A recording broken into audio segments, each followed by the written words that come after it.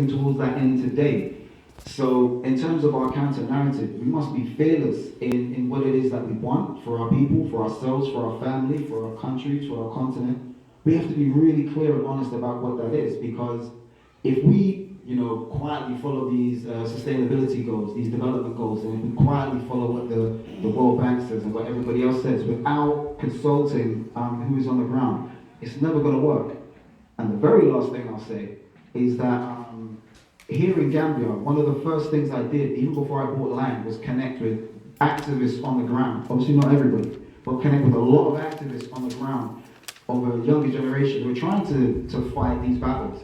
I've got a Chinese fishery, they're not even a fishery, this huge factory right by my land in Gunjab, where they're polluting the beach. So when we bought it, it was pristine. Now we're there now, there's all types of pollution, the local community are being horribly affected. When we repatriate, it's important for us to reconnect with the local community and really engage with what the local issues are, so that when we come, we can support it and we're not adding to it. So, much respect to everybody here that's doing something in their community or is inspired to do something in their community. And yeah, I'll end there. Thank you.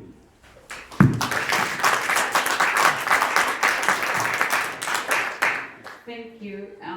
That was very, very great, and you made great use of your time as well. So we're now open to questions. If you have any, I'll start with the gentleman in the back. You have your hand up since Mahmoud was presenting. So.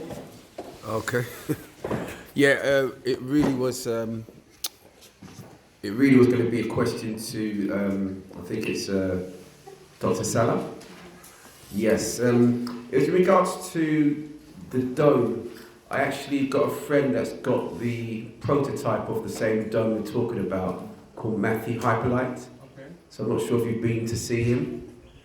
Okay, so he and a couple of others, a few years ago, they went to India to go on the course to train on how to do the, I think we call it mud blocks or earth blocks.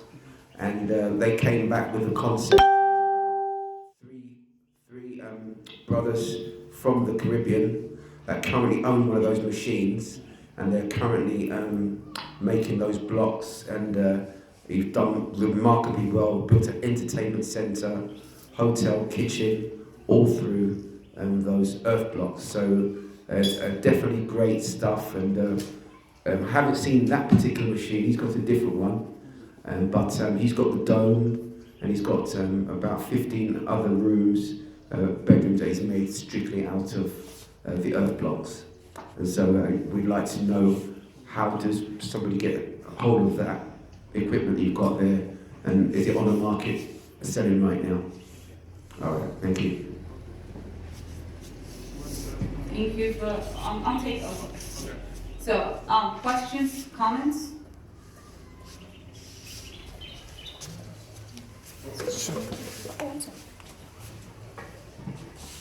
Hello.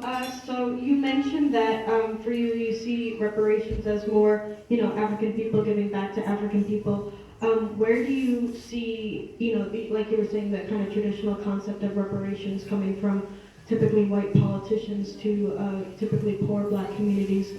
Where do you see that, coming in and more of the typical idea of reparations? Do you believe in that, and kind of what is the role that you see white people and general politicians having in the idea of reparations?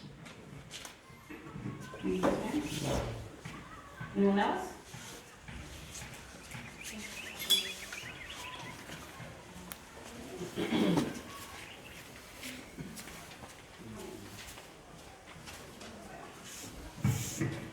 Okay, thank you.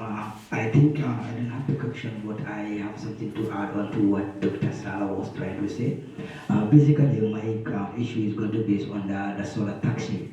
The major challenges we have in Africa, much more when it comes to Gambia, is that electricity is basically in two different areas. There's the installation areas alone that many of our electricians are basically have opportunity in those ends.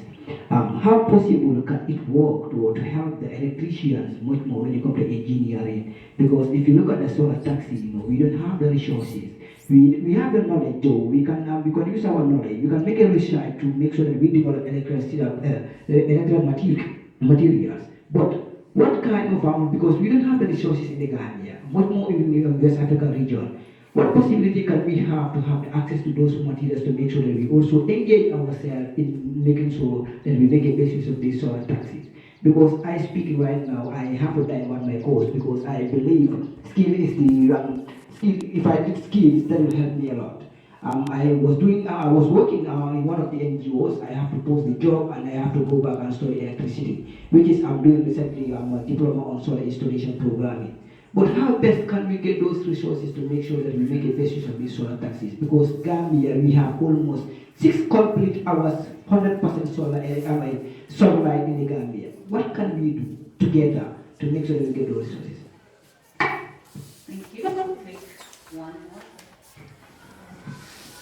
more. In fact, the question of the preceding person has just incited something.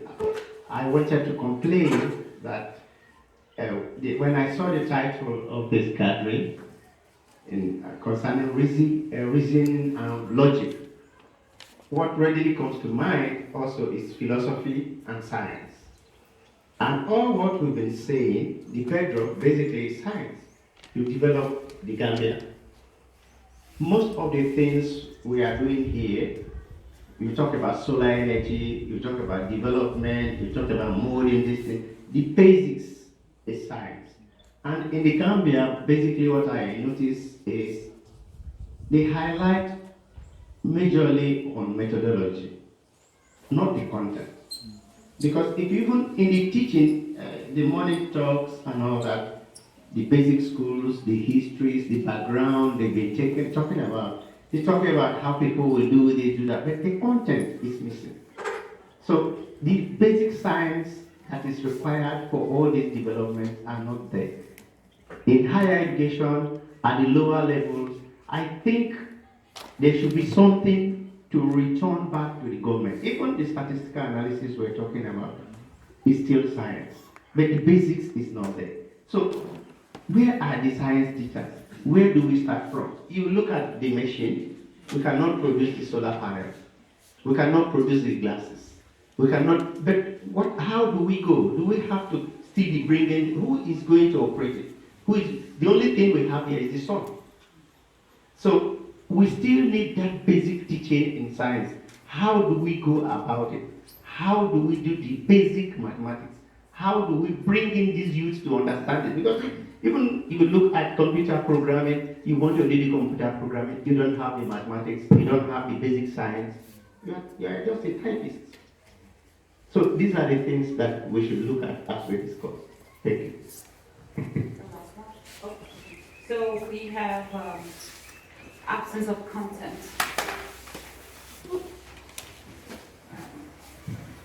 Hello everybody. I have a comment and I must say Dr. Sala, that's a great initiative. I think at this point we need to use what we have to do what we can and where we are. And that is what we believe at Starfish. We try to use what we have to do what we can. And if people come along the way to help us out, then that's a bonus. But then we are doing what really has to happen. And I think it's high time that we stop going to school and learning about what is pollution and what are effects of pollution, but how can we really make a stop to pollution? And I think that is what you guys are trying to do here, and that is really important. And I have a comment for, I don't remember his name, Dr. Ward. I think he said something about influencing government policies. And you said I kind of drives you crazy that it's not getting any better. And so you went in for after school programs, helping out with that. And I think there is a connection. I think when you are helping out with these after school programs, there is an influence in the policies. It's just not directly, but indirectly you are influencing the policies. For example, us at Starfish, we don't usually we don't go directly to the government and say, look, these laws are this or this, whatever, like the mentality. We don't directly, make a change. But indirectly, when we go back to the schools and help the students with their educational well-being, their spiritual well-being, and all of that, their independent skills, all of that help to kind of make a difference in the future, in the long run.